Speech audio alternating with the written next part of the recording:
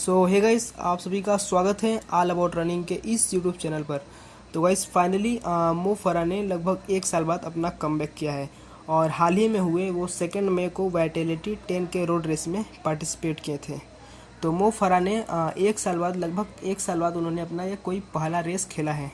तो 1 साल पहले जून में हो रहे एक ओलंपिक क्वालिफाइंग इवेंट था 10,000 मीटर का, जहां पर कि टोक्यो के 10,000 मीटर के इवेंट में क्वालिफाई करने के लिए 10,000 मीटर का एक क्वालिफाइंग टाइम रखा गया था, जो कि था 27 मिनट एंड 27 सेकेंड, जहां पर कि मो फराह ने 27 मिनट एंड 47 सेकेंड के टाइम के साथ उन्होंने उस इवेंट में 10,000 मीटर को रन किया और वो लगभग 20 सेकेंड से उस इवेंट में टोक्यो 2020 के 10,000 मीटर के इवेंट में क्वालिफाई करने से चूक गए थे।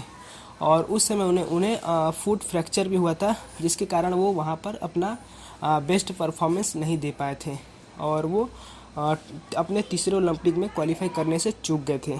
तो और हमें ये भी नहीं भूलना चाहिए कि मो फराह अपना ये 39 इयर्स की एज में कमबैक करने की कोशिश कर रहे हैं, जो कि काफ़ी टफ होता है। तो इन्होंने हाल ही में ये 2 मई को वाइटेलिटी 10 के रोड रेस में पार्टिसिपेट किया था।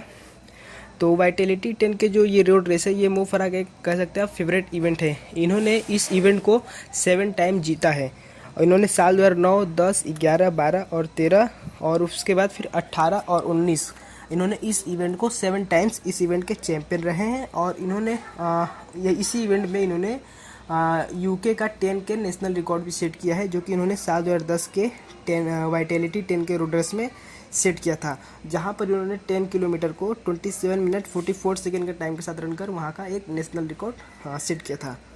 और इस 2022 के इस वाइटेलिटी 10 के रोड रेस में पार्टिसिपेट करने से पहले मो फराह ने कहे थे, I have great memories of the event. I have won it 7 times and racing in central London is something you can never get bored of. The atmosphere among the thousands of participants, it's always fantastic and I can't wait to be part of it again. तो मो फराह ने कहा था इस event के होने से पहले। तो मो फराह अपना इस इवेंट में लगभग 1 साल बाद अपना कमबैक कर रहे थे और मो फराह इस रेस को काफ़ी अच्छे तरीके से स्टार्ट किए थे। इन्होंने मो फराह इस रेस के फर्स्ट 2 मिनट तक एक काफ़ी अच्छी फॉर्म में लग रहे थे और फ्रंट में रन कर रहे थे, सभी से आगे की ओर रन कर रहे थे। जस्ट 2 मिनट के बाद ये इस रेस में फिर पीछे चले गए और फिर इन्होंने इस रेस में आगे फिर कभी कमबैक नहीं कर पाया। तो एट दी 8 किलोमीटर के मार्क पर, जहाँ पर कि इस रेस में फ्रंट में सिर्फ 3 रनर्स रह गए थे और जहाँ पर कि मो फराह सेकेंड थर्ड चल रहे थे कंटिन्यू। और यहाँ पर भी मो फराह इस रेस को हारे नहीं थे, हम कह सकते हैं कि यहाँ पर भी मो फराह चाहते अगर वो अपना बेस्ट परफॉर्मेंस दे पाते तो या बेहतर परफॉर्मेंस करते हैं और थोड़ा सा, तो शायद यहाँ से भी वो रेस जीते, क्योंकि इनके साथ जो रनिंग पार्टिसिपेट कर रहे थे, जो मतलब जो यहाँ इस टाइम तक जो इनके साथ रन कर रहे थे, वो बहुत ही बेहतर रनर नहीं थे। एक जो इस रेस के जो विनर है वो एक क्लब रनर थे, यानी कि वो अभी तक इंटरनेशनल लेवल के भी कोई अभी इवेंट नहीं खेले थे। और एक और जो रनर थे वो भी कोई बहुत बेहतर उनका परफॉर्मेंस हमें कहीं देखने को नहीं मिला है। तो ये दोनों जो रनर थे काफ़ी कह सकते हैं कि मो फराह के सामने कुछ नहीं थे। अगर मो फराह लास्ट मोमेंट पे अपना स्ट्रॉन्ग फिनिशिंग किक के साथ भी अगर इस रेस को लेकर जाते तो भी इजीली मो फराह जीत जाते हैं, क्योंकि हम सभी ने देखा है कि मो Farah second third fourth plus पर रहने के साथ भी वो लास्ट मोमेंट में इस रेस को कभी भी किसी पलट देते हैं और लास्ट में अपने स्ट्रॉन्ग फिनिशिंग के साथ वो इजीली किसी भी रेस को जीत लेते हैं। तो मो फराह 8 किलोमीटर के मार्क तक ये सेकेंड थर्ड इसी तरह से चल रहे थे। और जो इस रेस के विनर है एलियस क्रॉस, वो कंटिन्यू इस रेस में अपना फर्स्ट पोजीशन बनाए हुए थे और वो चाह रहे थे कि किसी भी तरह मो फराह को मैं मतलब कि बीट कर दूं और काफ़ी अच्छा एक लीड ले लूं, क्योंकि वो जान रहे थे वो भी कि अगर मो फराह ने अपने फिनिशिंग किक के साथ अगर वो लास्ट मोमेंट में अगर इस रेस को भागने लगे तो वो उनका सामना नहीं कर पाएंगे। तो जब इस रेस का एकदम लास्ट मोमेंट आ जाता है, जहाँ पर कि एलियस क्रॉस अपना स्प्रिंट करना चालू कर देते हैं, यानी कि उस रेस में आगे की ओर भागने लगते हैं मो फराह को छोड़कर, लेकिन मो फराह ने वहाँ पर कोई भी रिएक्ट नहीं किया। मो फराह उसके बदौलत वहाँ पर भी वो इसी तरह नॉर्मल जिस तरह रनिंग करते हुए आ रहे थे उसी तरह रनिंग करते रहे। मो फराह ने उनके एलियस क्रॉस के जो कि जहाँ पर कि उन्होंने अपना फिनिशिंग किक स्टार्ट किया, वहाँ पर मो फराह ने उसके सामने कुछ भी रिएक्ट नहीं किया और नॉर्मली वो जिस तरह से रन कर रहे थे उसी तरह रन कर रहे हैं।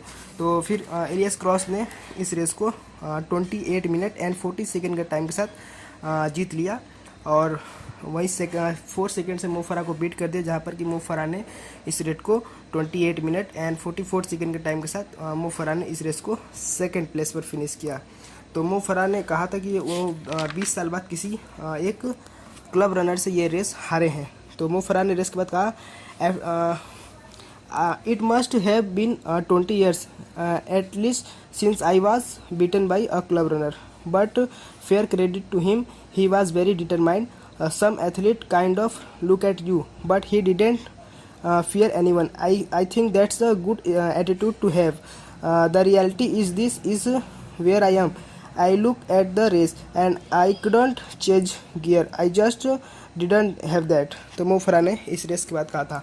तो मो फराह जो कि अपना 39 ईयर्स की एज में एक रेसिंग में कम बैक करने का प्रयास कर रहे हैं और हमें उम्मीद है कि आने वाले समय में अगर ये यहाँ पर एक बेहतर परफॉर्मेंस देते तो ये 2022 के जो कि वर्ल्ड चैंपियंस होने वाले हैं वहाँ पर हमें शायद ये देखने को, और अगर अच्छा परफॉर्मेंस करते हैं तो देखने को मिलेंगे। तो बस गाइस आज के वीडियो में इतना ही, और अगर वीडियो अच्छा लगा तो वीडियो को लाइक और शेयर और चैनल को सब्सक्राइब कर दिए और रनिंग से रिलेटेड ऐसे ही वीडियो देखने के लिए चैनल में बने रहें। तब तक के लिए बस इतना ही।